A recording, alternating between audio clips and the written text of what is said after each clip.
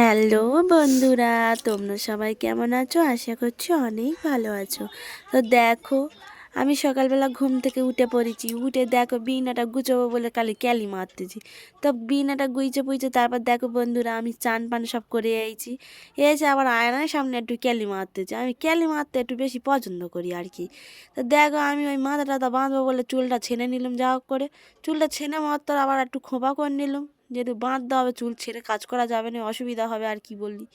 তাই জন্য আমি চুলটা যাওয়া করে বেঁধে নে আবার একটু লক্স টানে ক্যালি মারতে যাই। আমার ক্যালি মারার স্বভাবটা আর গেল নি। তারপর একটা নিভিয়ানে কী করবো, শীতকালে তো মুখে মাখতেই হবে।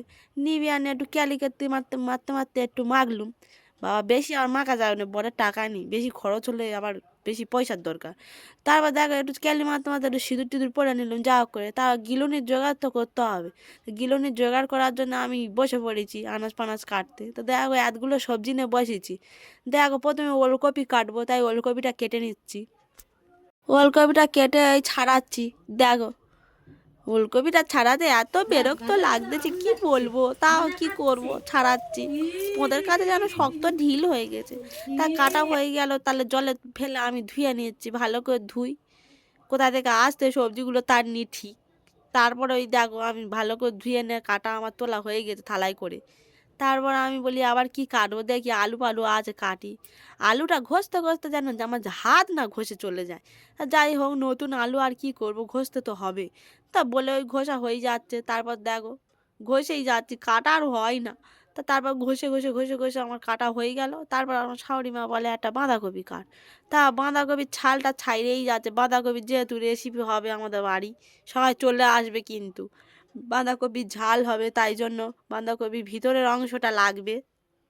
বাঁধাকপি ঝালের জন্য ভিতরের অংশটা তো নিতে হবে, তাই চেলা করে নিলুম। চেলা করে আমার শাশুড়িমা বলে এই টাকা হবে নি, আবার ছাড়া।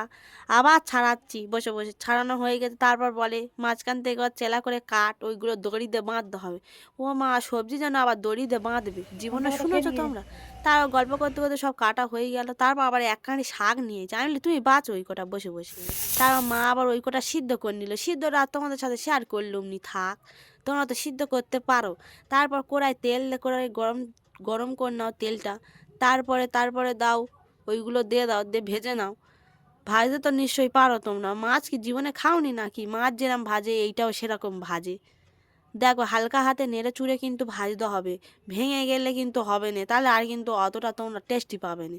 দেখো কি সুন্দর হালকা হালকা করে হাতে ভাজ দিচ্ছি, কি টেস্টি লাগে গো এইটা খেতে, কি বলবো। তোমরা বাড়ি একবার এই রেসিপিটা তৈরি করে খেয়ে দেখবে, খুবই সুন্দর লাগে। তো দেখো হালকা হাতে আমি ভেজে নেড়ে নেড়ে চেড়ে নিয়ে ভাজা আমার কমপ্লিট হয়ে গেছে। এবার আমি তুলে নিচ্ছি।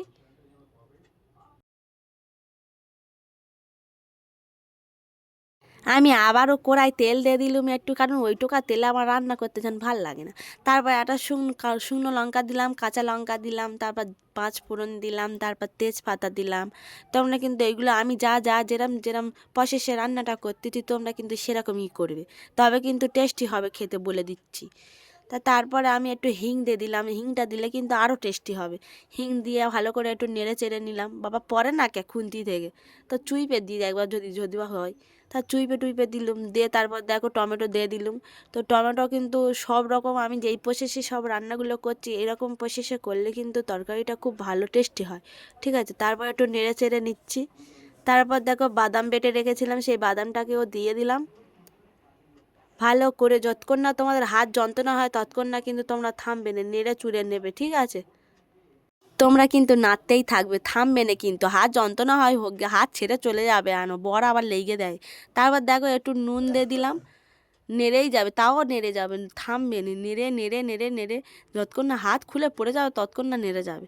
তারপর লঙ্কার গুঁড়ো একটা দিয়ে দিলাম একটুখানি, তারপর একটু হলুদ দিয়ে দিলাম, তারপর ফের আবার নেড়ে টেড়ে নেড়ে টেড়ে ভালো করে কষে নিয়ে তারপর আমি জল দিয়ে দিলাম, যেরকম পরিমাণে তোমরা ঝোল খেতে, তাছাড়া পাঁপুড়ে তো ঝোল করুনি, ঠিক আছে?